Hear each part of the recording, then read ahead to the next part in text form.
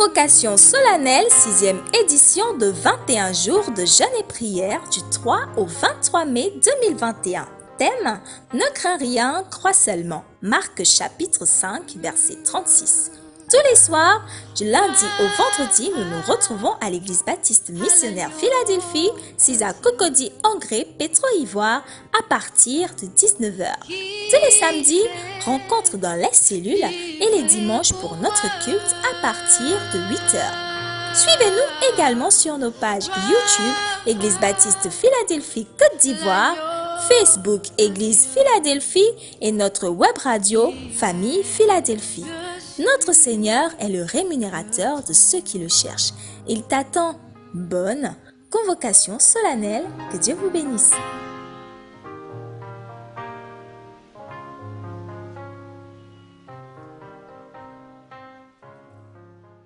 Gloire au Seigneur Jésus. Nous allons continuer et cette fois-ci nous allons prendre notre Bible dans le livre de Jean.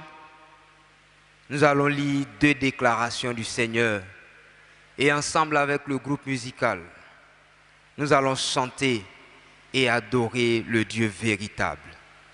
Nous allons prendre Jean chapitre 8, le verset 12 et aussi prendre Jean chapitre 11, les versets 25 et 26.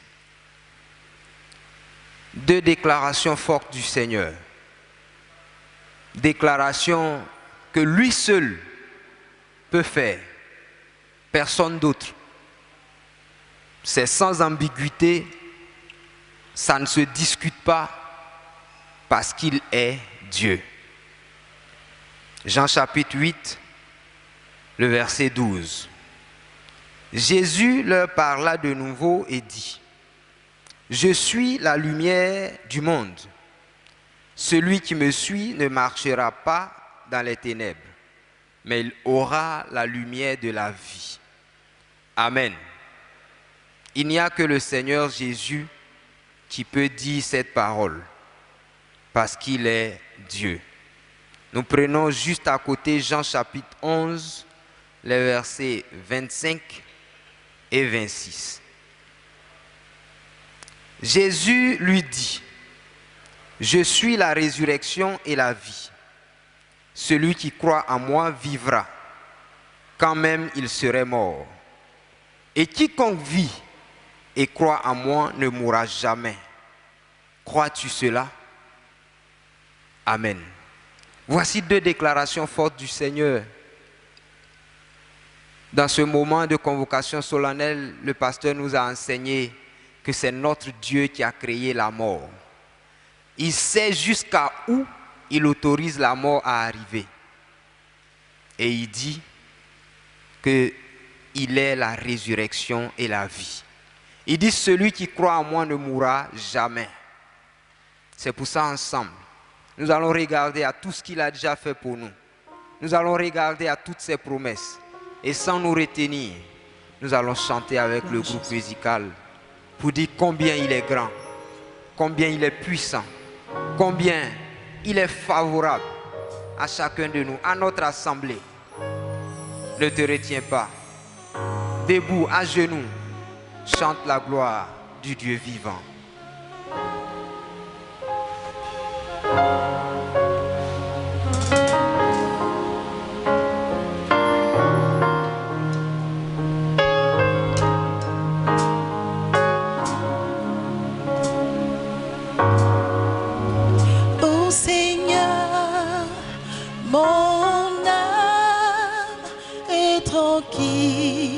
Auprès de toi, car tu es pour moi une citadelle, et jamais, mon Dieu, je ne serai humilié, car mon salut vient de toi, Seigneur. Oh Seigneur, mon âme est tranquille auprès de toi, car tu es pour moi une citadelle. Et jamais, mon Dieu, je ne serai humilié, car mon salut vient de toi, Seigneur. Oh Seigneur, mon âme est tranquille auprès de toi, car tu es pour moi une citadelle. et jamais, mon Dieu, je ne serai, car mon salut vient de toi, Seigneur. oh Seigneur, mon âme est tranquille auprès de toi, car tu es pour moi une citadelle et jamais, mon Dieu, je ne serai oh humilié, car mon salut oh vient de toi. Oh oui, je te bénirai toute ma vie.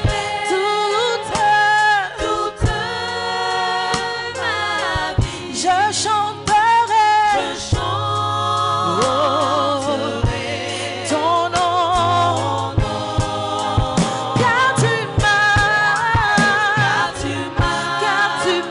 sauvé de tous mes ennemis. Oh Seigneur, mon Dieu, merci. Moi, je te bénirai toute ma vie. Je chanterai ton nom, car tu m'as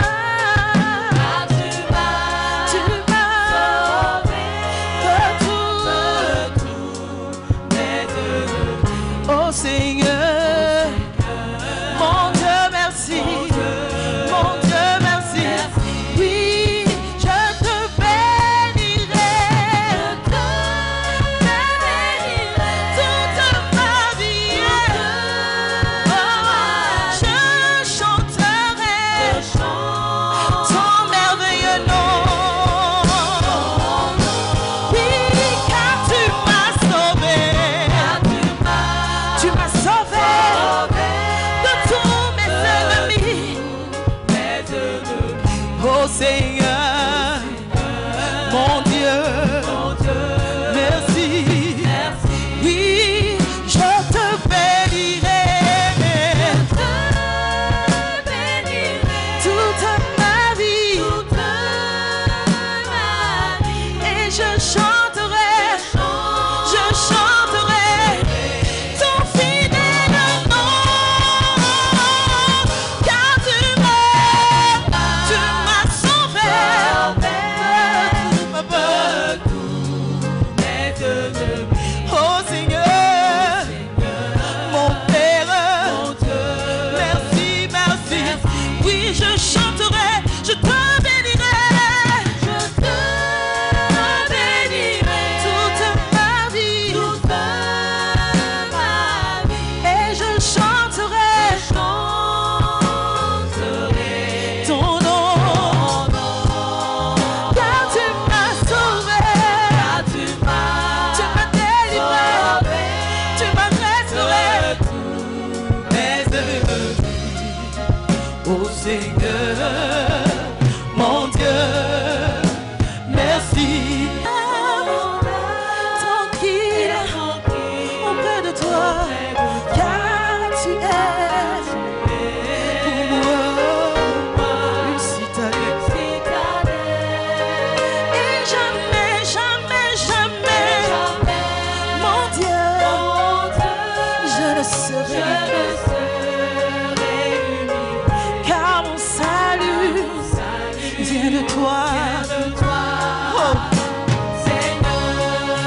peux le dire encore.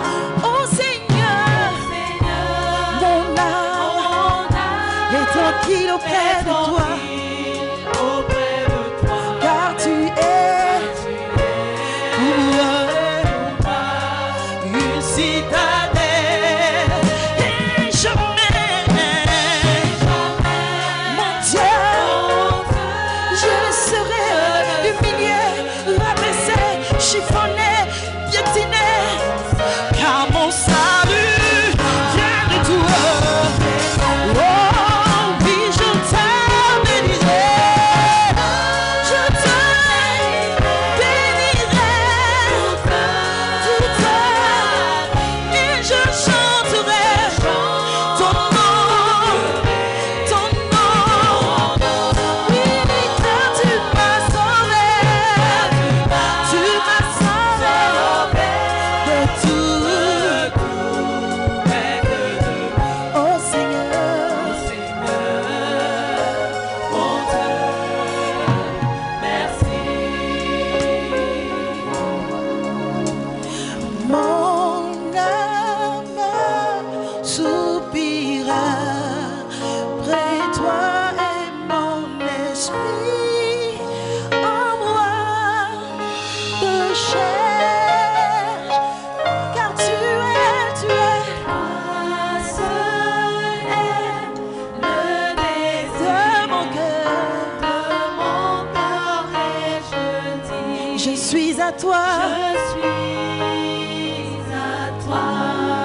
mon âme soupira, mon âme soupira près de toi et mon esprit en moi, Je cherche toi seul est toi seul le désir de mon cœur. Je suis à toi, oh je t'appartiens. Déclare, mon âme soupire, mon âme soupire après toi.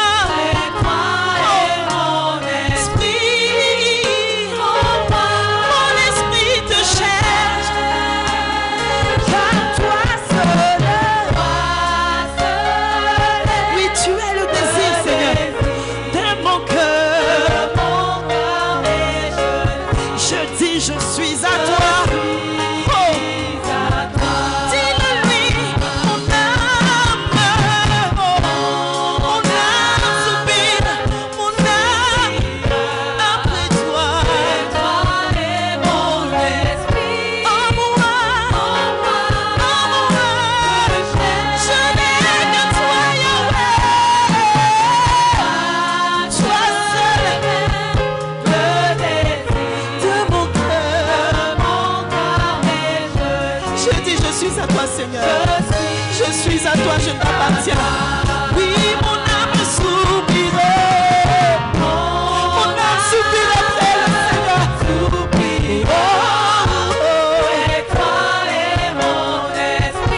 en moi,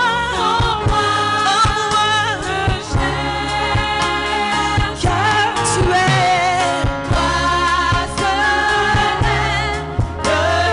de mon cœur.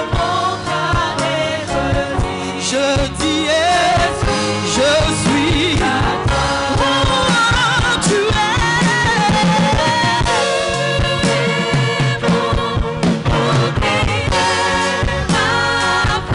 le roc j'ai fondé. Oui, toi seul est, tu es Seigneur de mon cœur.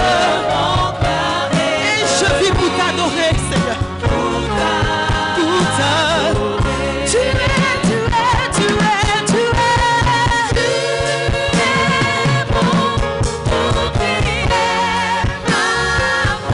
Le roc j'ai fondé mon espérance en toi. Toi seul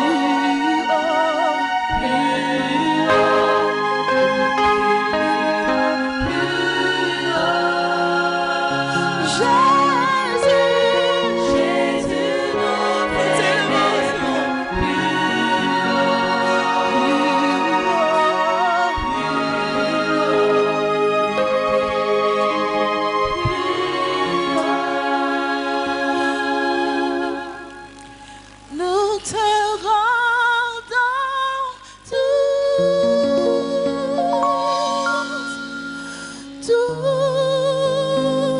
la gloire. Nous t'adorons,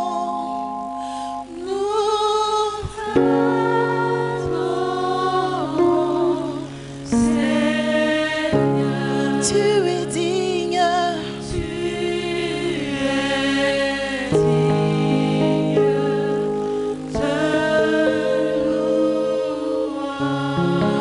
oui,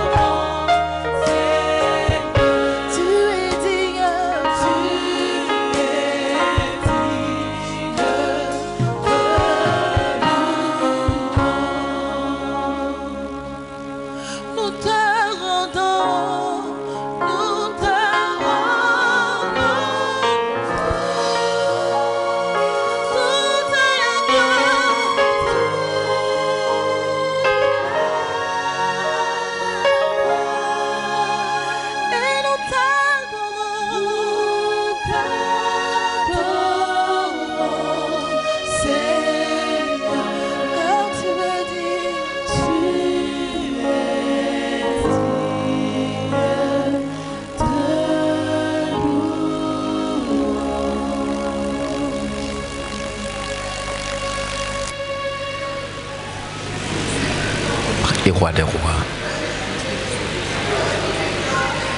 Béni sois-tu, Jésus-Christ. Effectivement, tu es la lumière du monde. Tu es la lumière de nos vies.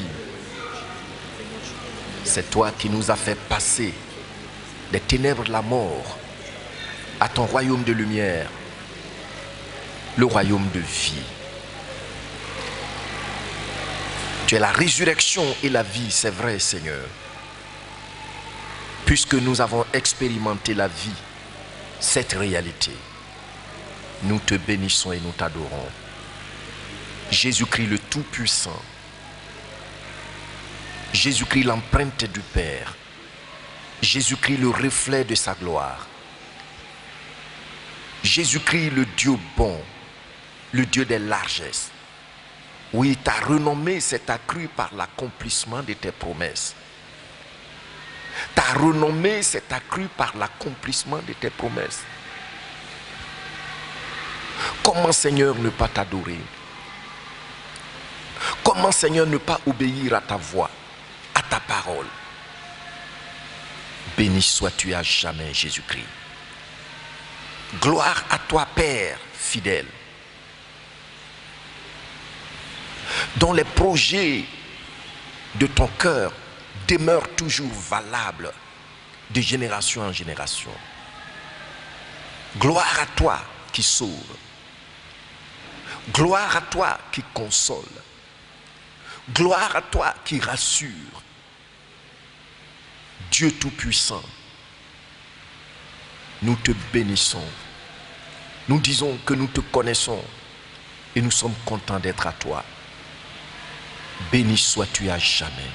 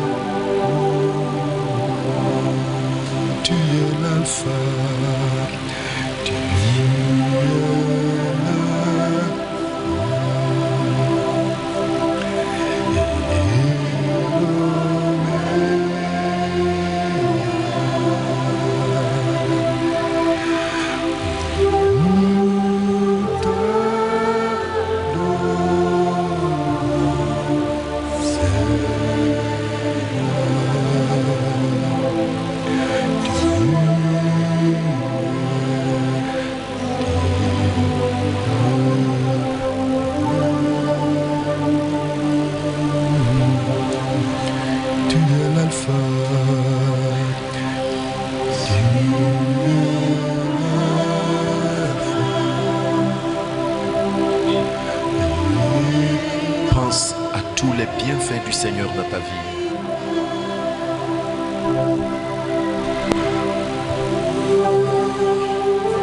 Depuis le premier jour de cette convocation solennelle, nous avons vu, nous l'avons entendu.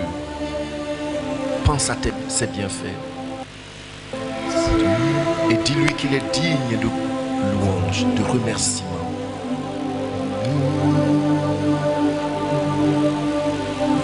Nous t'adorons, nous t'adorons. Nous te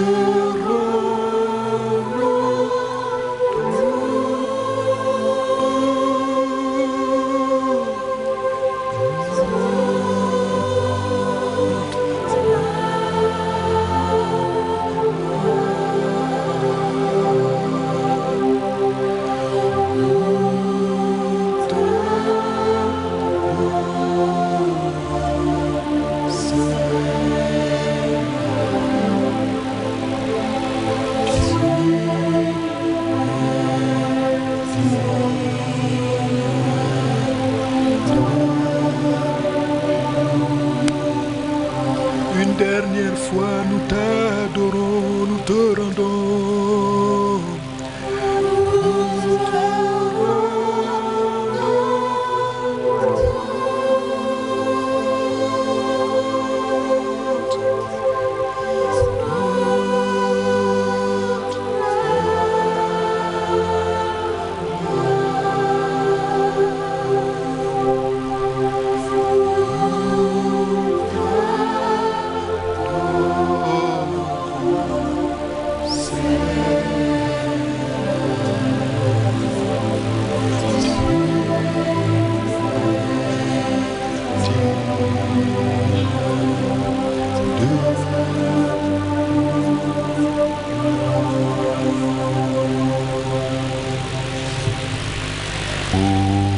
Jésus, tu es bon.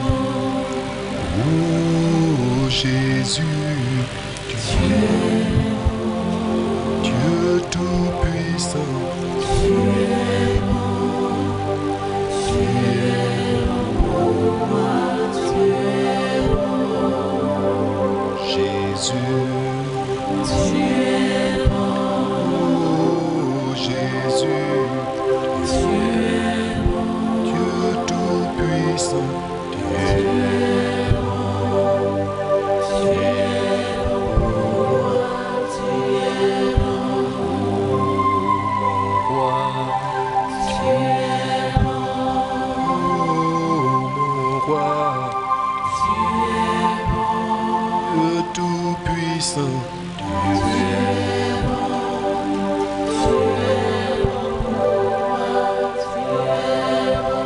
Tu m'as donné la paix,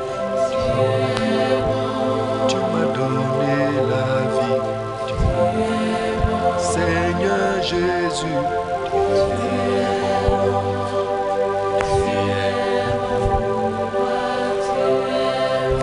tu m'as donné l'espoir, tu m'as donné l'espoir, agneau de Dieu.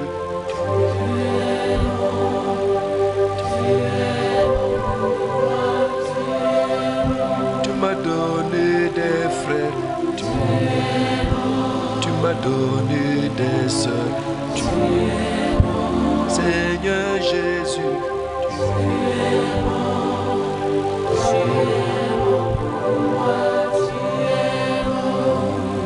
oh Jésus, oh Jésus, mon Dieu, mon roi,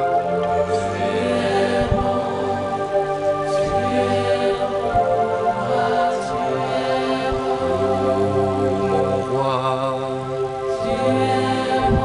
oh mon roi, Seigneur Jésus, tu es bon, tu es bon, tu es bon.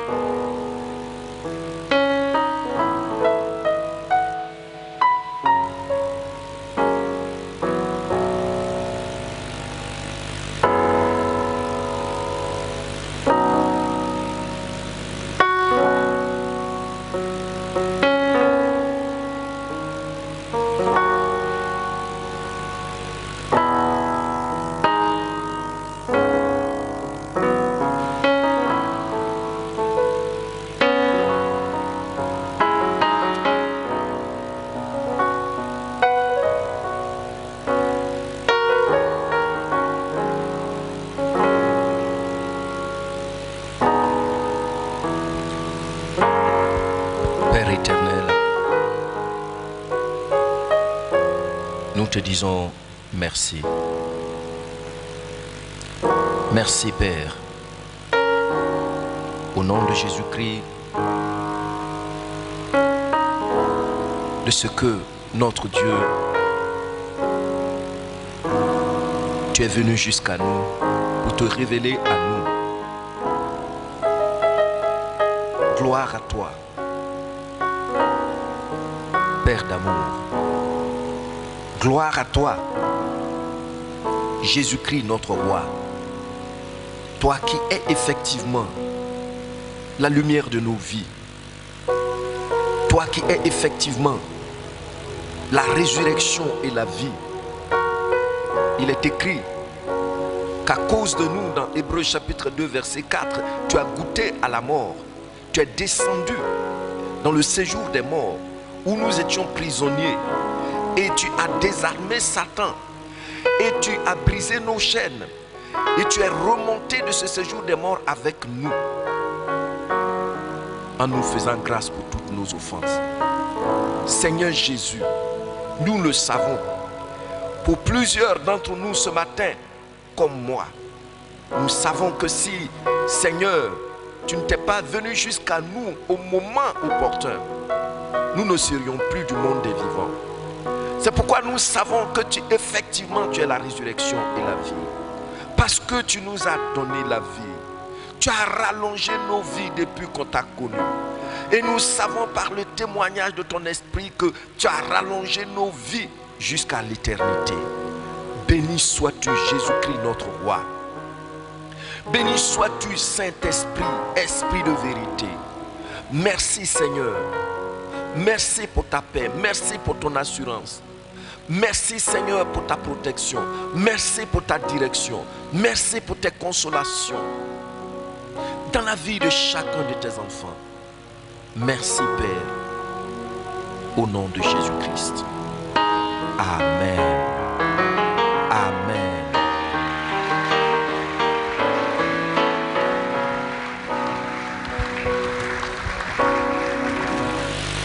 Encore bienvenue à tout le monde. La semaine écoulée, il y a un chant qui m'est venu à l'esprit que on chantait chez nous quand j'étais adolescent et je l'ai chanté pendant longtemps dans la semaine. Alors, et le chant dit Alléluia, Alléluia. Gloire à Dieu. Honneur à Dieu, le même mot. Gloire à Dieu dit aussi honneur à Dieu. Nous partons, nous revenons. Le Seigneur a beaucoup fait pour nous. Le Seigneur a beaucoup fait pour nous. J'étais quelque part et j'ai entendu quelqu'un, celui qui parlait, il a dit une parole. C'était une parole inspirée qui m'a vraiment touché. Il a dit la reconnaissance, la gratitude, c'est la mémoire du cœur. Ça m'a touché. La reconnaissance, la gratitude, c'est la mémoire du cœur. Celui qui n'est pas reconnaissant, son cœur n'a pas de mémoire.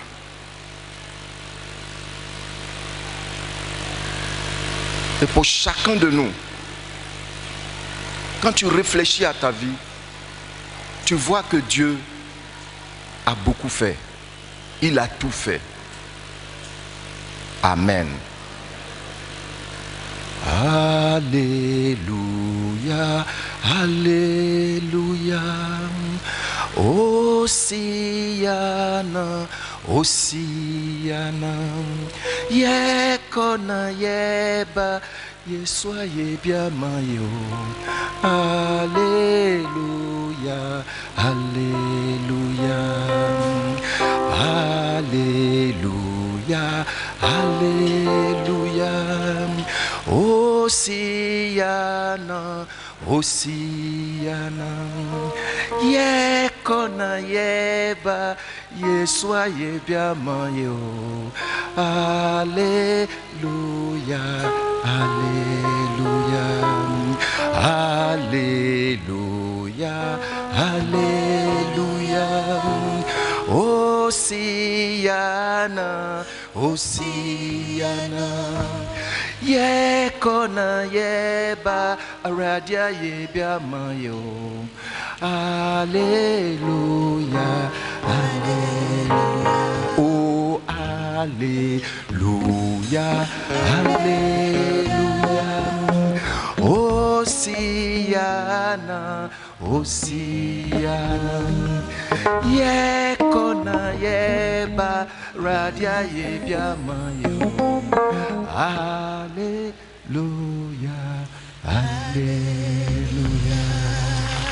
Merci. J'interviens par rapport à la convocation solennelle. Nous avons vu que le Seigneur nous a vraiment soutenus. Je sais que on peut dire déjà, on a fait 2 semaines. Oui, déjà. Le Seigneur est notre force. Et je vous ai dit, pour ceux qui ont des témoignages, approchez-vous de nous, les pasteurs, pour qu'on vous écoute et puis passer les témoignages. Vous savez, toute initiative qu'une église prend, normalement doit venir du Seigneur. Et si ce n'est pas bénéfique, on arrête. Et vous allez voir qu'il y a beaucoup de choses que j'ai arrêtées comme ça. Hein? Donc, nous ne voulons pas être dans le mouvement religieux. Non. On veut un moment de l'année où chacun a une opportunité d'une intimité personnelle avec le Seigneur et voir ce que le Seigneur fait pour lui. C'est pourquoi nous organisons ces moments. Bien, le dimanche prochain, par la grâce de Dieu, il faut vous préparer. Le culte ira jusqu'à 12 heures. Donc, parce que c'est notre dernier jour, la convocation solennelle. N'oubliez pas. Mettez ça dans votre programme. Par la grâce de Dieu, même quand on a fini le culte, nous devrions continuer jusqu'au soir. Donc, il faut vous apprêter spécialement pour ce dimanche, quand vous venez. Et puis, nous allons passer du temps dans la prière. Je vous ai aussi dit, et vous l'avez constaté, depuis vendredi, que le reste du temps, c'est des temps de prière intenses. Et c'est ce que nous allons faire pour le reste de ces jours. Il faut vous apprêter pour la prière. Prenez du temps à la maison. Le Seigneur Jésus nous a déjà rassurés que le Père est là dans le lieu secret de ta maison. Donc, s'il vous plaît, quand vous avez l'opportunité, que ce soit à la maison que ce soit en marchant, que ce soit au volant. Continuez à parler au Seigneur. Amen. Merci. Que Dieu continue de nous bénir au nom de Jésus-Christ. Amen.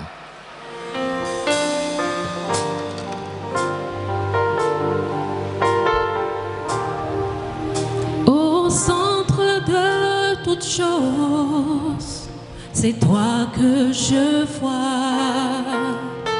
C'est toi que je vois.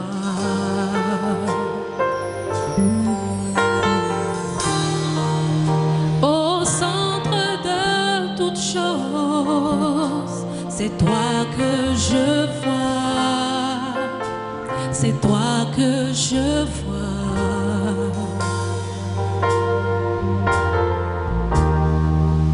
Quand j'élève ma voix en louange, c'est toi que je vois. C'est toi que je vois.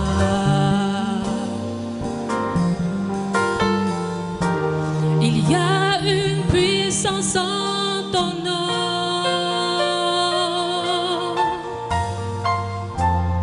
Des miracles se font en ton nom.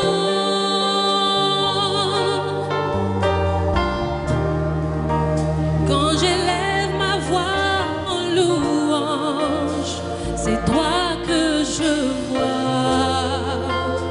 C'est toi que je vois. Centre de toutes choses, au centre de toutes choses, c'est toi que je vois. C'est toi que je vois. C'est toi que je vois. C'est toi que je vois.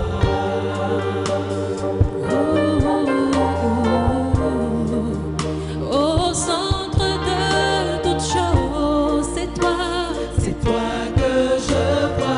Toi que je vois, Seigneur. Quand j'élève ma voix en louange, quand j'élève ma voix, c'est toi que je vois. C'est toi que je vois. Toi que je vois. C'est toi que je vois. Oh, quand j'élève ma voix, quand j'élève ma voix en louange, c'est toi que je vois. C'est toi que je vois. C'est toi mon Dieu. Oh, il y a une puissance en ton nom. Il y a une puissance en ton nom. Oh, des miracles en ton nom. Des miracles se font en ton nom. Oui, quand j'élève ma voix en louange, quand j'élève ma voix en louange, c'est toi que je vois. Oh oui, c'est toi. Oui, il y a une puissance en ton nom. Hey. Il y a une puissance en ton nom. Qu'est-ce qui se passe? Qu'est-ce qui se passe en ton nom? Des miracles se font en ton nom. Oh, quand j'élève ma voix en louange, quand j'élève ma voix en louange, c'est toi que je vois. Oh oui, c'est toi. Oh, tu es plus grand. Tu es plus grand que le plus fort. Plus fort que le plus haut. Tu es meilleur.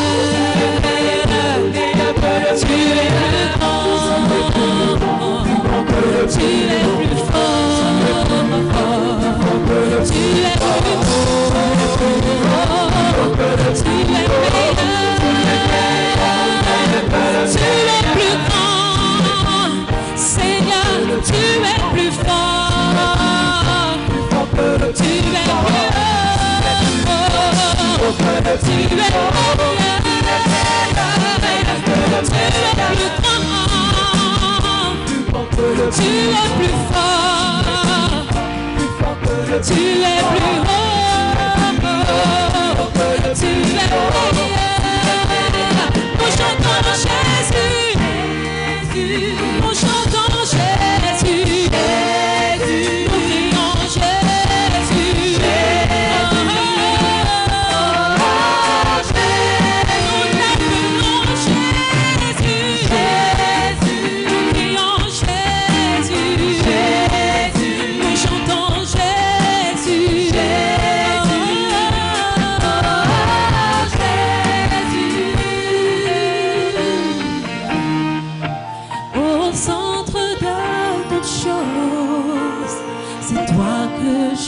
vois, c'est toi que je vois. Oui, nous acclamons ce Dieu-là. Alléluia. Au centre de toutes choses, nous devons toujours voir Dieu. Et c'est ce qui est la vérité. Alléluia. Nous rendons gloire au Seigneur. Je vous salue dans le puissant et précieux nom de notre Seigneur Jésus. Que ce Dieu-là qui nous soutient depuis le début de ce moment-là, continue de nous soutenir, qu'il nous donne sa force, la force du bœuf pour continuer ce moment. Nous sommes à la dernière semaine. Il est vraiment nous encourager à garder ce livret-là. Après ces 21 jours, on peut l'utiliser pour prier. Parce que vous voyez les sujets qui sont dedans, vraiment, en tout cas personnellement, ça me fait du bien. Et je sais que ça nous fait du bien. Je veux vraiment nous encourager à continuer de prier dans tes moments de retrait spirituel pour que la flamme qui s'allume ne puisse point s'éteindre. Alléluia. Et nous savons que quand nous tous, nous sommes des flammes allumées, quand nous venons, la puissance de Dieu se manifeste et se manifestera de manière exponentielle. Et c'est cela que Dieu veut. Et c'est à cela que Dieu nous appelle. Que la gloire et l'honneur, la majesté reviennent à notre Dieu. Amen. Nous allons aujourd'hui parler d'un thème qui est toujours dans le cadre de notre convocation solennelle. C'est un thème vraiment grand, profond. Si c'était les anglophones, ils allaient dire que c'est un thème très puissant. C'est nos frères anglophones, ils ont vraiment cette façon de comprendre les choses d'une manière profonde. Et nous aussi, Dieu fait grâce, nous comprenons de cette manière-là. Alléluia. Et le thème que nous allons voir par rapport à nos thèmes, c'est connaître Dieu, un avantage pour une victoire certaine. Connaître Dieu. Connaître Dieu, un avantage pour une victoire certaine. Quand on regarde, je peux dire comme un sous-thème, on voit, et nous allons voir un peu que je vais beaucoup aller sur notre thème de convocation solennelle. Ça veut dire que ne crains pas, crois seulement. Parce que lorsque un chrétien accepte cette révélation de Marc 5, verset 36, c'est parce qu'il connaît profondément son Dieu. C'est parce qu'il sait qui est son Dieu. Parce que le problème, comme la Bible nous dit, il dit nous périssons, pas parce que Dieu n'existe pas, mais c'est l'ignorance qui active en nous beaucoup de choses et la crainte prend la place. Et nous voyons que dans les Saintes Écritures, il y a des personnes qui ont expérimenté cette position-là, ce caractère-là. Mais quand on regarde la définition de connaître, la définition qui m'a marqué, c'est se faire, on dit connaître, se faire une idée claire de. Peut quelqu'un quelque chose.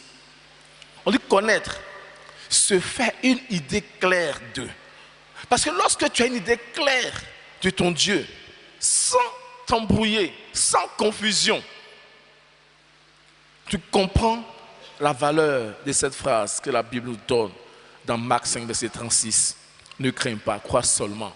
Et c'est en cela que tu expérimentes les avantages de la puissance de Dieu.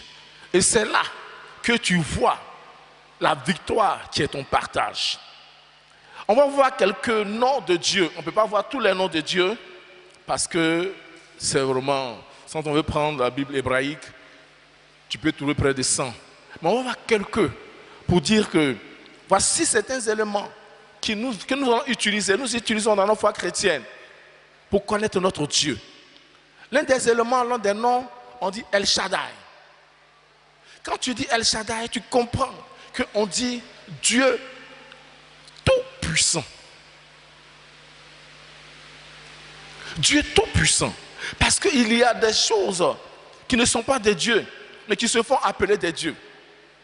Quand nous regardons le prophète Élie et les prophètes de Baal, il y avait, je n'ai pas envie de dire des dieux, non, il y avait Dieu et des puissances, ce qu'on appelle puissance secondaire. Mais on a vu la différence, que le Dieu tout-puissant s'est manifesté quand Élie a parlé. Élie même à ironiser l'attitude de ces puissances-là. Il dit peut-être Dieu a voyagé, parce qu'il dort, parce qu'il n'est pas tout puissant. Et l'autre non, c'est Yahweh que nous, l'Éternel, notre justice.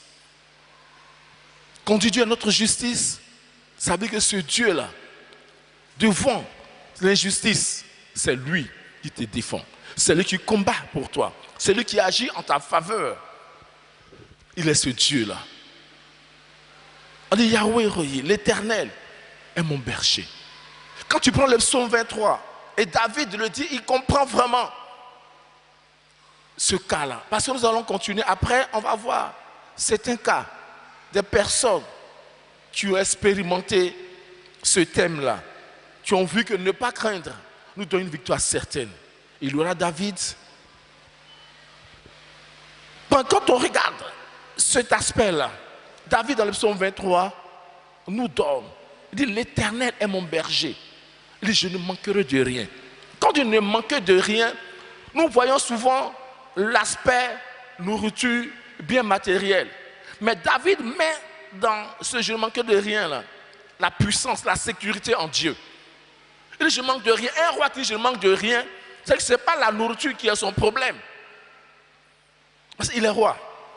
Donc ce n'est pas qu'il cherche à manger, mais il est en train de dire que ce soit dans le domaine spirituel ou physique, il est en sécurité. Alléluia. Et c'est ça, il dit l'Éternel est mon berger. Parce que ce berger-là, il ne va pas le laisser face à l'adversité. Il continue, il dit Yahweh Sabaoth. Yahweh Sabaoth. L'Éternel des armées. Quand David dit que Dieu, l'Éternel, est Yahweh Sabaoth, il est un homme de guerre. Et il comprend que ce n'est pas sa formation militaire qui lui donne la victoire devant ses adversaires, ses Philistins, ses Amoréens, ses Cananéens, ses Jubésiens. Non, ce n'est pas son équipement militaire. Parce que si c'était l'équipement militaire qui donne la victoire dans pareil combat, je ne pense pas que Moïse pouvait avoir la victoire sur l'armée des pharaons. Parce que ce peuple-là, ils ont quitté l'Égypte. Ils n'avaient rien à main. Ils n'avaient que peut-être le bâton de Moïse, leurs brebis, leurs enfants, et peut-être quelques bagages. Ils ont laissé leur maison là-bas. Mais malgré cela, ce grand pharaon, avec son armée d'élite, a connu la défaite. Et c'est là on comprend que c'est vraiment le Yahweh Sabaoth qui combat en la faveur de son peuple. Et quand tu continues, ils vont dire Yahweh Shammah. Parce qu'il comprend que là où il est, Dieu l'a visité. Dieu est vraiment là. Dieu est présent. Dieu est avec lui. Notre Dieu n'est pas loin de nous. Et lorsque nous lisons le livre de Daniel 3, on voit que le roi Nebuchadnezzar a dit qu'il a mis dans la fournaise 3 personnes. Mais il voit une 4e personne. Et le roi va pour préciser à ses satrapes, à ses magiciens pour dire, j'ai mis 3 personnes. Ça, les visages, je les vois. Mais la 4e personne, son visage a le visage d'un fils de Dieu. Pour dire que notre Dieu, il est toujours avec nous. Il n'est pas loin de nous. Il n'est pas ce Dieu-là que tu peux laisser quelque part au village et venir à Abidjan. Et chaque année, à une période précise, il faut aller l'adorer. Parce qu'il n'est pas avec toi à Abidjan. Notre Dieu, nous pouvons l'adorer en tout temps, en tout lieu. Alléluia. Il est omnipotent. Il est omniprésent. Et il est là où tu es. Ici, il est avec nous. À la maison, au travail. Même quand tu es dans le bus, Dieu est avec toi. Tu es dans le roi, dans tous les moyens de transport. Dieu est avec toi. Quel que soit le lieu où tu es, quand tu es enfant de Dieu, sache que Dieu est avec toi. Alléluia. Elohim, on dit Dieu créateur. Jéhovah, l'Éternel. Je donne quelques noms, je m'arrête là pour dire, voici les attributs, les noms, les capacités. Quand tu regardes les définitions, tu vois les attributs de Dieu, tu vois les capacités, tu vois de quoi Dieu est capable. Et David connaissait cela. David avait expérimenté cela. Et sur ça, nous allons voir comment David a vu les avantages. Et comment David, connaissant Dieu, il a vu les avantages de cette connaissance-là. Il a expérimenté la victoire. Amen. On va lire un passage que nous connaissons tous dans 1 Samuel, le chapitre 17. Je vais sauter parce que c'est long. Quand je vais lire, vous allez voir que je vais sauter. Parce que si on doit lire tout, ça va nous prendre un peu de temps. Mais c'est une histoire que nous connaissons qui va nous servir d'appui pour voir que connaître Dieu est un avantage pour une victoire certaine, pour nous, enfants de Dieu. C'est vraiment important de connaître Dieu. Et connaître Dieu, c'est méditer sa parole, c'est méditer la Bible et laisser Dieu nous guider. On va lire, je pars pour qu'on puisse chercher 1 Samuel 17. 1 Samuel 17. C'est tout le chapitre. On ne va pas lire tout le chapitre parce que je vais lire certaines parties et après je vais résumer ce chapitre parce que c'est une histoire que nous connaissons, mais il y a des points qui nous intéressent par rapport à notre thème de ce jour, par rapport à notre convocation solennelle, parce que l'objectif, c'est de nous encourager à connaître Dieu. Et cela va booster notre foi pour étouffer en nous toute crainte, quelle que soit son origine. Les Philistins réunissent leurs armées pour faire la guerre. Et ils se rassemblaient à Soko, qui appartient à Juda. Ils campaient entre Soko et Azekah, à Éphès d'Amin.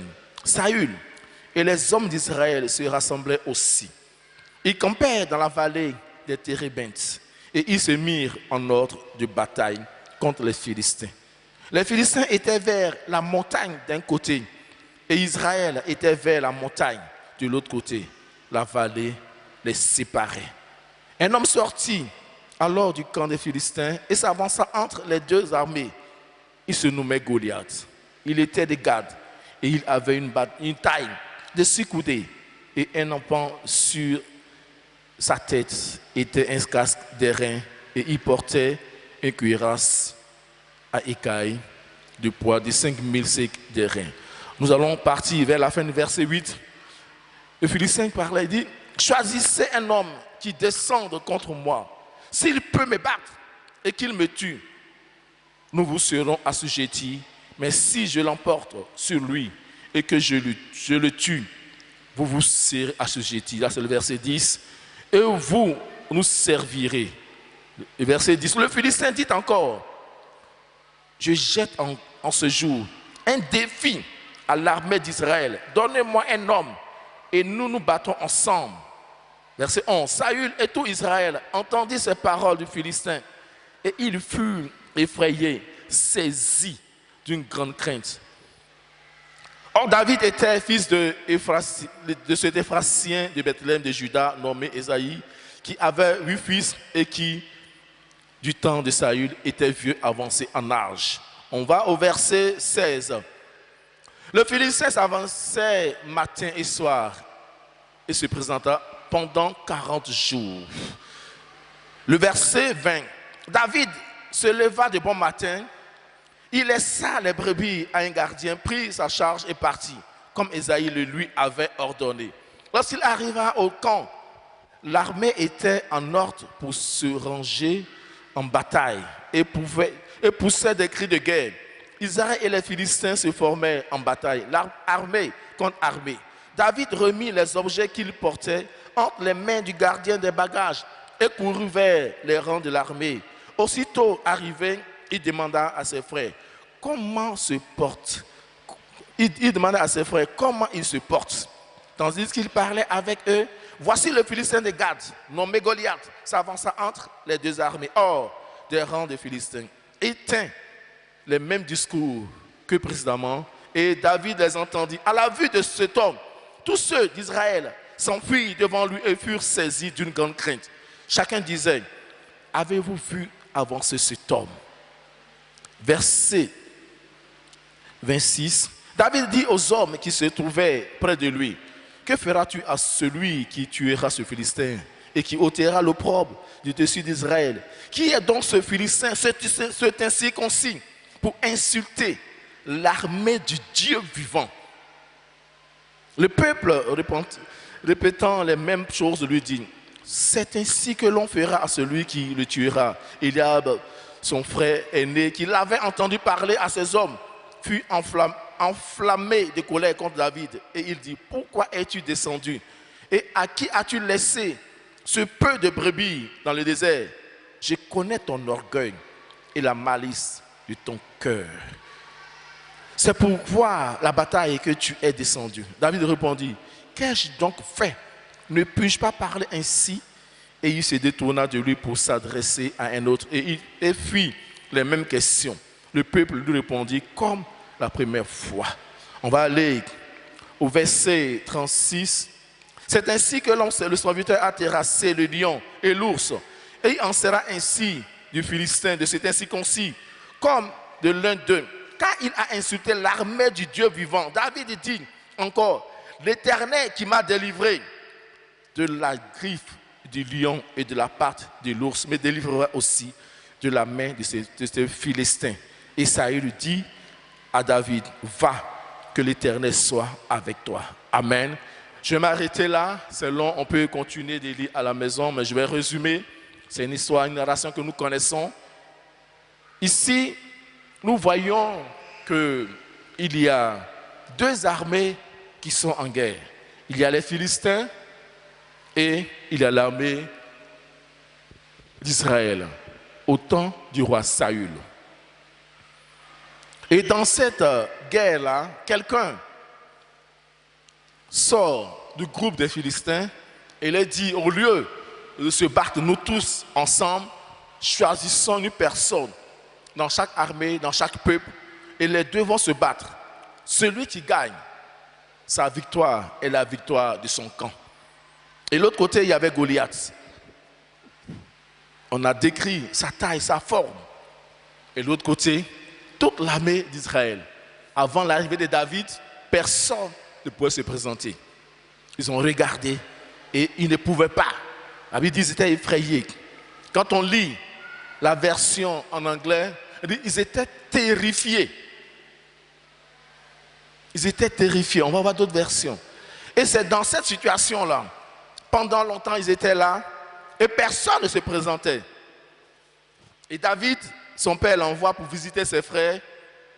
Et arrivé là, il se rend compte qu'il y a un défi qui est lancé au peuple de Dieu.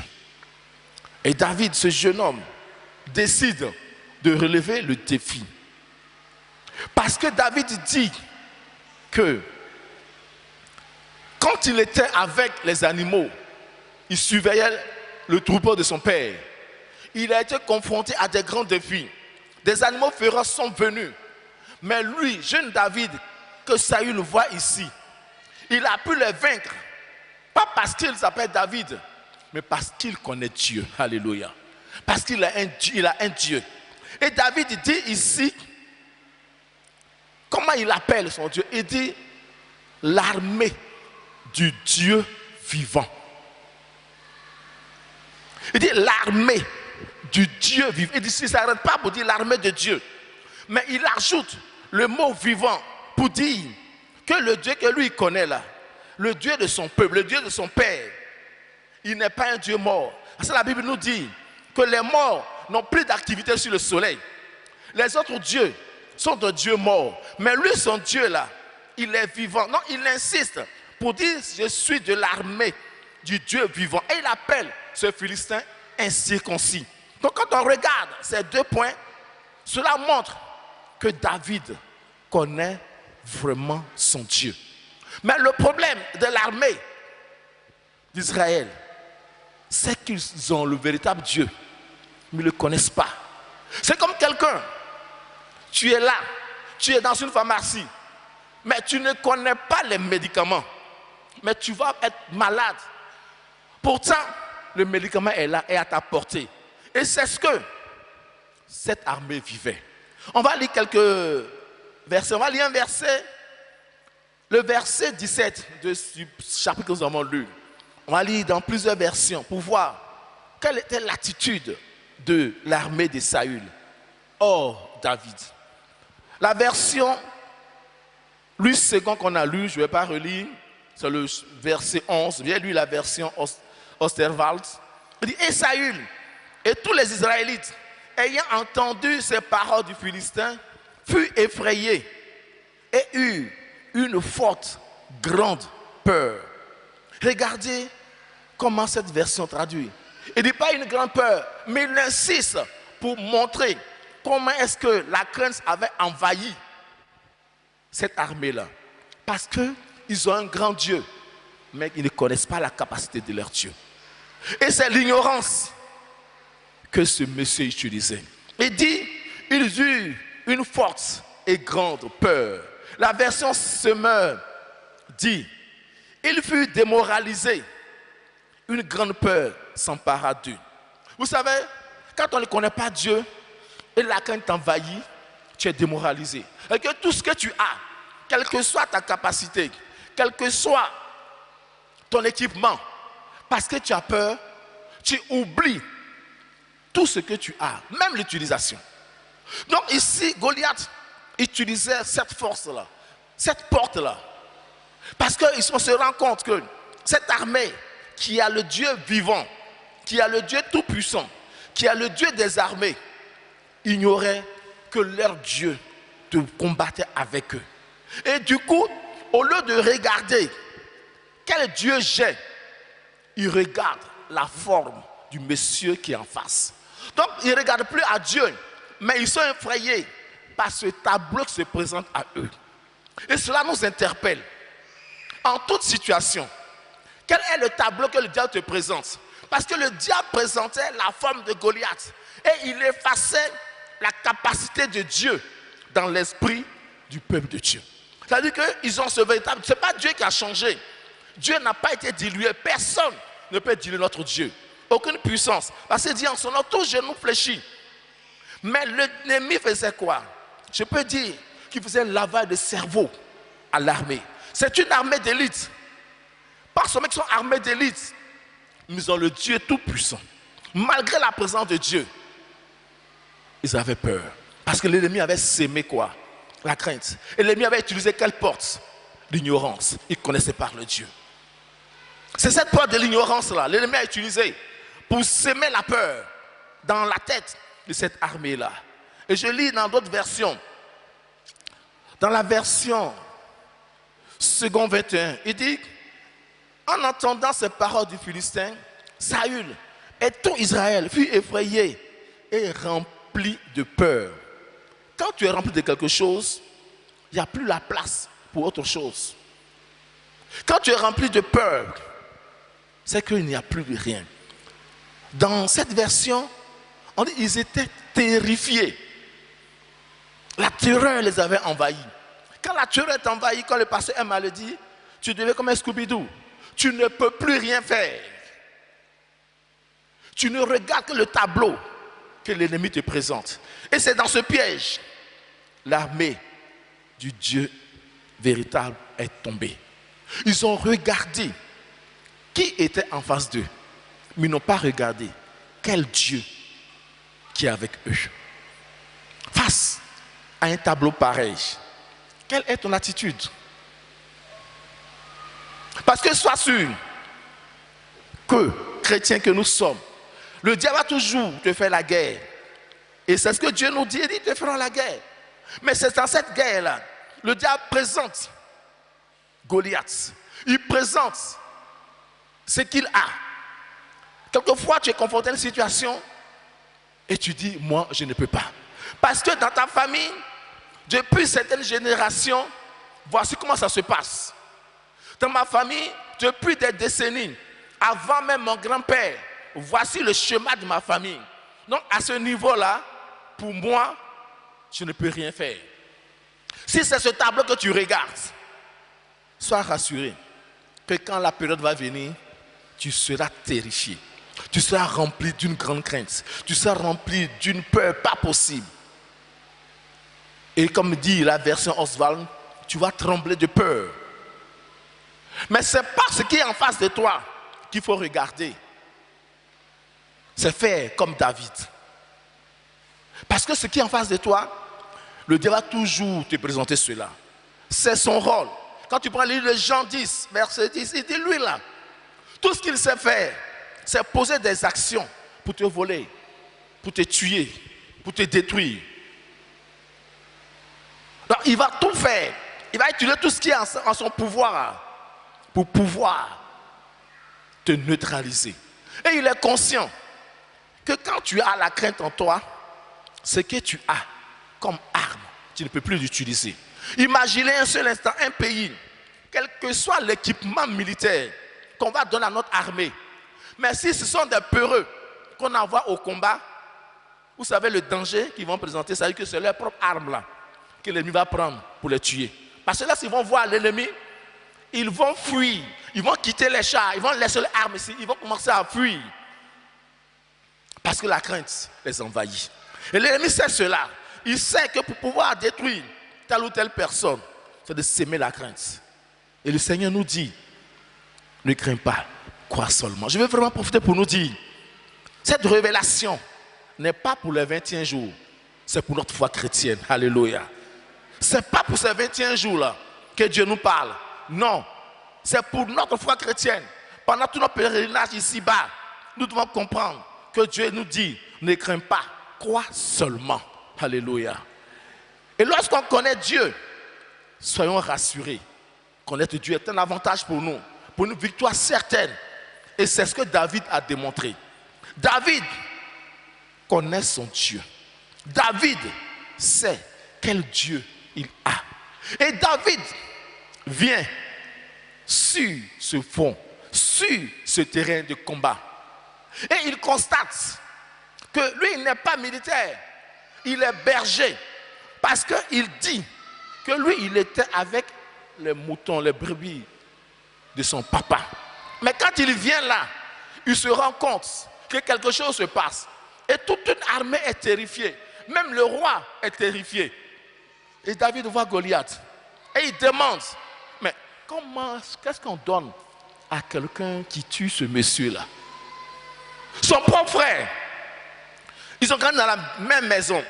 Cela nous interpelle. Ça veut dire que les deux personnes ont reçu la même éducation spirituelle, mais n'ont pas la même mentalité, n'ont pas la même vue sur Dieu. Alléluia. Est-ce qu'on se comprend bien?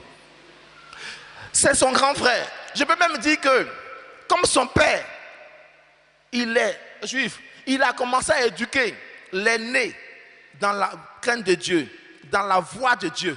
Donc David est venu après. Donc l'aîné a passé plus de temps. Mais la différence face à l'adversité, quelle mentalité, quel esprit, comment vois-tu ton Dieu?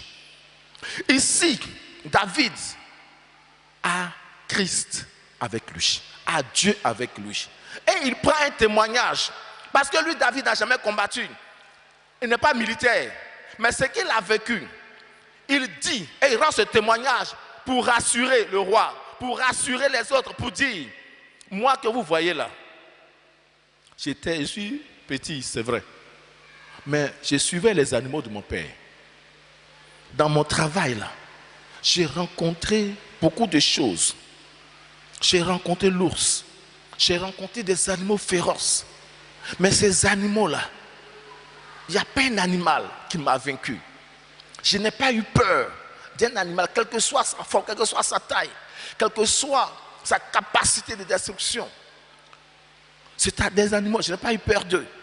Quand ils viennent pour attaquer les moutons, les brebis que je garde, je les affronte et je les tue au nom de l'Éternel des armées. Alléluia. David comprend que le combat qu'il a mené face à ces animaux-là, ce n'est pas lui, c'est Dieu. Parce qu'il est un Dieu puissant. Donc quand il voit ces animaux, il n'a pas peur. Il est sûr que la victoire est de son côté. Il est sûr que la victoire est certaine. Mais il voit que ce n'est pas lui qui combat. Il dit, c'est Dieu qui combat au travers de lui.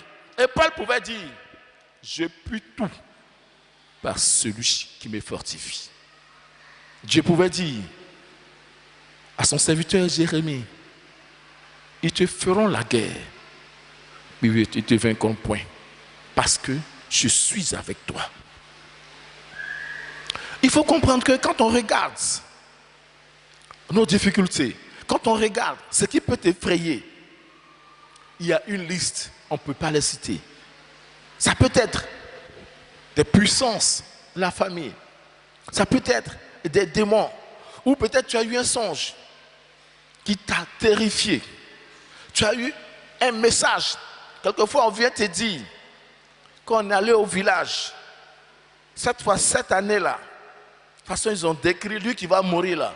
Quand j'ai regardé ta photo, c'est toi. Cette information devient ton Goliath pour te terrifier. Ou bien tu vas au village et c'est là que tu entends des paroles. Ou bien quelquefois tu es là et tu es confronté à ces défis-là. Tu vois, chacun a un tableau que le diable présente. Ce même tableau-là que le diable a présenté pendant 40 jours, ce même tableau a été présenté à David. La différence, c'est quoi? C'est la qualité de la connaissance de son Dieu. Est-ce qu'il a marqué la différence? Quelle est la qualité de la connaissance du Dieu véritable que tu sais? Est-ce que nous sommes là par formalité? Une fois, j'ai discuté avec quelqu'un, une dame, et qui me disait, en tout cas, mon mari, il va à l'école, il vient à l'église. Pas parce qu'il est converti, hein, mais depuis qu'il est né, dans son éducation, chaque dimanche, il doit s'asseoir dans une église. Chaque dimanche, c'est-à-dire que depuis qu'il est né là, lui dans son planning là, les dimanches. Et j'avais constaté que ce monsieur ne venait pas au culte du soir. Il dit, il a été formaté de manière particulière, hein, et que lui, sa façon de le formater là, c'est dimanche. Je profite pour dire, si tu es chrétien de dimanche, ressaisis-toi. Quand le frère Victorin aime à le dire, c'est 1 plus 1 plus 1 qui font 3. Et à chaque rencontre, même le vendredi, nous voyons comment nous prions et Dieu se manifeste. Donc si tu n'aimes pas venir les vendredis, je t'en prie, il faut venir. Je profite de dire pour dire ceux qui font les cours de baptême. Si tu n'aimes pas venir au culte de vendredi, je t'informe que tu n'auras pas, tu ne passeras pas par les eaux de baptême. C'est une information. Que Dieu nous bénisse. J'ai dit, ceux qui font le culte de baptême, si tu n'aimes pas venir, le culte de vendredi, c'est trop compliqué pour toi, on va te baptiser quand ça ne sera pas compliqué. C'est-à-dire que si tu ne viens pas au culte de vendredi, c'est toi-même qui as décidé que tu n'es pas encore prêt. On ne veut pas mouiller des païens, on veut baptiser des enfants de Dieu. C'était une parenthèse qui est faite très vite. Donc voici encore ce tableau-là. Le tableau est clair. Goliath n'a pas changé. Il n'a pas changé de façon de faire. Il n'a pas changé de façon de se comporter. Il n'a pas changé d'attitude vis-à-vis de l'armée de Dieu. Mais ce qui a changé, c'est le récepteur qui était en face maintenant. Il ne parlait pas seulement à l'armée d'Israël, mais quelqu'un était là. Quelqu'un qui connaît véritablement son Dieu. Quelqu'un qui connaît la capacité de son Dieu. Quelqu'un qui connaît les attributs de son Dieu. Quelqu'un qui sait de quoi son Dieu est capable. Était là, il est venu là. Et celui-là, c'est David. David connaît son Dieu. Donc qu'est-ce qu'il fait? Il présente un tableau au peuple de Dieu. Il dit, nous là, notre Dieu là, il est vivant. Celui-là, c'est un incirconcis. Pour dire que quoi? Celui-là, il sert des démons. Il ne connaît pas ce Dieu-là. C'est la circoncision, quand on prend le Nouveau Testament, ce n'est plus physique, mais c'est dans notre foi. Alléluia. Donc ici, David est en train de dire, lui là, il ne connaît pas Dieu. Donc Dieu ne peut pas agir dans sa vie. Dieu ne peut pas agir avec lui. Mais nous, notre Dieu là, il est vivant. Il n'a encore pas aux activités sur le soleil parce qu'il est vivant. Parce que la Bible nous dit, les morts n'ont plus d'activité ici-bas. Alléluia. Donc le Dieu qu'on sert là, il est vivant. Il est puissant. Et c'est ce Dieu là, quand j'ai été confronté à ces situations difficiles là, il m'a sauvé. Et lorsque Goliath était là. David répète. On va lire quelques passages. On va lire d'abord le verset 26. Et David demanda aux hommes qui se trouvaient près de lui, que fera-t-on pour celui qui tuera ce Philistin et qui écartera la honte qui est dans ce Philistin et cet circoncis pour insulter l'armée du Dieu vivant. Pour David, l'attitude de ce Philistin-là, c'est une injure. Parce qu'il sait que notre Dieu est vivant, notre Dieu est puissant. C'est comme si le diable est là et il t'étouffe et tu acceptes cette situation parce que tu as peur de lui. Mais David n'accepte pas cela. C'est une injure pour David.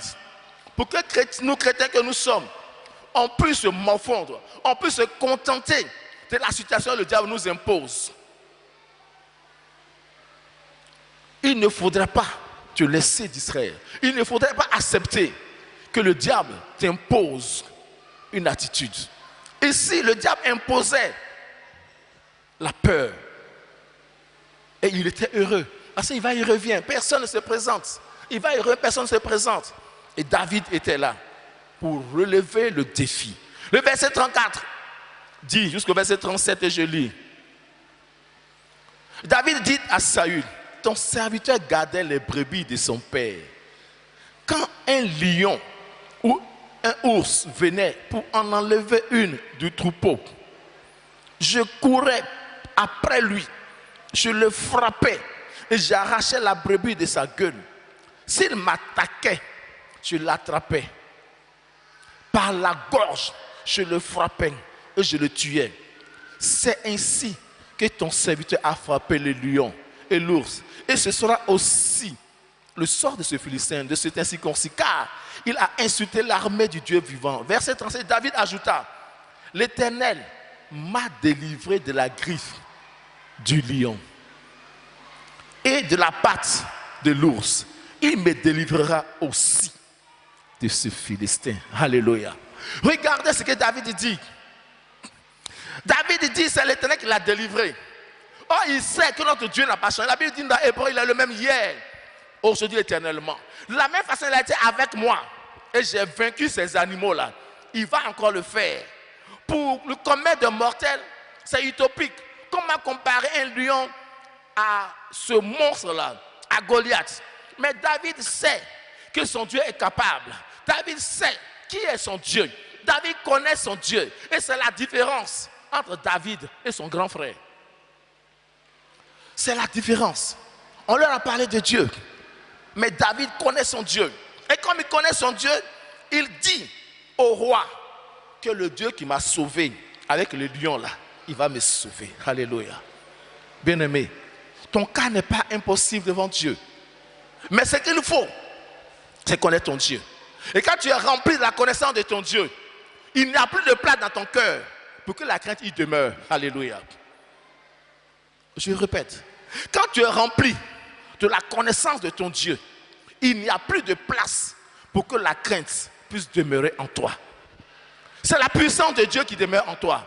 Où là se trouve la connaissance de Dieu, la puissance de Dieu est là. Parce que Dieu est dans sa parole. Et David a compris cela. Il connaît Dieu. Donc il sait que la puissance de Dieu l'habite. Il dit, ce n'est pas lui. Il dit aux Philistins que c'est vrai, je viens contre toi avec ce que j'ai. Mais c'est au nom de Dieu que je vais te tuer. Ce n'est pas ce que j'ai à te tuer, mais c'est Dieu qui utilise cet instrument-là. C'est un alibi que Dieu utilise. C'est un argument que Dieu utilise. Mais en réalité, c'est Dieu qui va te vaincre. Alléluia. Est-ce que tu as ce caractère-là? Cherche à connaître Dieu. Parce que quand on est rempli de la connaissance de Dieu, la crainte fuit. Quand tu es rempli de la connaissance de Dieu, aucun Goliath ne peut te terrifier. Parce que ce grand roi était terrifié. Et David est venu ici. Quand on regarde, si David était un homme de guerre, si David était fort, on a dit non, c'est sa force. Comme on pouvait dire, il y a des gens qui sont là souvent, ils ont des postes, ils ont des réalisations, et il s'asseye et il dit, c'est moi-même qui me suis fait. Si tu es chrétien et tu as cette mentalité, revois-toi. Parce que ton diplôme là, il y en a beaucoup dans le pays. Quelquefois, mais d'autres ont mieux que ça. Mais quand tu regardes, ta situation, tu vois que c'est Dieu qui t'a mis là. Alléluia. C'est Dieu qui t'a donné ce que tu as. Mais David ici, pour avoir la victoire, il connaît son Dieu. Et la connaissance de Dieu a chassé la crainte. On voit depuis le premier jour, on nous enseigne qui est notre Dieu, sa fidélité. Il est fidèle. Il est fidèle. Et il a montré sa fidélité à David.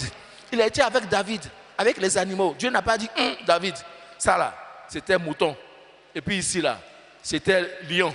Mais là, c'est Goliath. Hein? Donc là, mon gars, il faut. C'est pas comme ces démons là. Vous voyez souvent, tu vas voir des soi-disant, des démons, des serviteurs du diable, des féticheurs. Il a dit, vraiment, ton cas là, je ne peux pas. Parce que mes démons ne sont pas arrivés là. Dieu n'a pas dit ça à David. David sait que devant Dieu, tout genou fléchit. Il dit, devant mon Dieu là, tout genou fléchit. Donc il dit à Goliath, aujourd'hui là, je vais te tuer. Et je vais couper ta tête pour donner ça aux oiseaux. Pourquoi? Il ne regardait pas Goliath, il regardait son Dieu. Et j'aime bien cette expression que j'ai lue quelque part, qui dit, ne dis pas à Dieu, j'ai un grand problème. Mais dis à ton Goliath, j'ai un grand Dieu. Et David avait compris cela, parce qu'il sait qu'il est un grand Dieu. Donc il n'a pas regardé la taille de Goliath, mais il a vu son Dieu qui est plus grand que Goliath. Donc il voit Goliath comme la sauterelle. Et il sait que lui, David, là, il va tuer Goliath. Quelqu'un qui n'a pas fait l'armée, qui va affronter. Et parce que regardez un peu, quand on lit ce passage, le roi Saül rend témoignage de Goliath. Il dit, Goliath, là, depuis son enfance, là, il a fait l'armée. Mais toi, tu es un broussard. Est-ce que tu es sûr? David dit, c'est pas moi qui va faire ce combat-là. C'est Dieu. Je vais vraiment nous inviter à comprendre que pendant ces 21 jours, pendant cette semaine, le combat, c'est Dieu qui va le mener pour toi. Et pendant ton pèlerinage ici-bas, aussi longtemps que nous vivrons, nous serons rassasiés de jours, le combat que nous allons mener, c'est Dieu qui va combattre en notre faveur. Et c'est une réalité. Donc Dieu n'a pas changé. Je vais toujours t'inviter à connaître ton Dieu. Et lorsque tu es rempli de ton Dieu, la connaissance de ton Dieu, la crainte n'a pas de place. David connaissait son Dieu. Et face à Goliath, il a eu la victoire. Et c'est David qui n'a pas fait l'armée, mais qui connaît Dieu. Dieu l'a aidé et il a tué Goliath. Il a coupé la tête de Goliath. Il a présenté ça à Saül pour dire au peuple de Dieu, à l'armée de Dieu, votre équipement militaire là, c'est vrai, c'est bien. Mais quel Dieu qui est avec vous? Et si vous connaissez ce Dieu qui est avec vous, c'est l'Éternel des armées. Il dit, le Dieu vivant. Quand c'est le Dieu vivant qui est avec toi, quelle que soit l'adversité, ne crains pas, crois seulement. Et tu verras sa gloire. Que Dieu nous bénisse.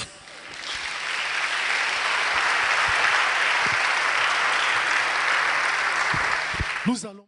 Convocation solennelle 6e édition de 21 jours de jeûne et prière du 3 au 23 mai 2021. Thème, ne crains rien, crois seulement. Marc chapitre 5, verset 36.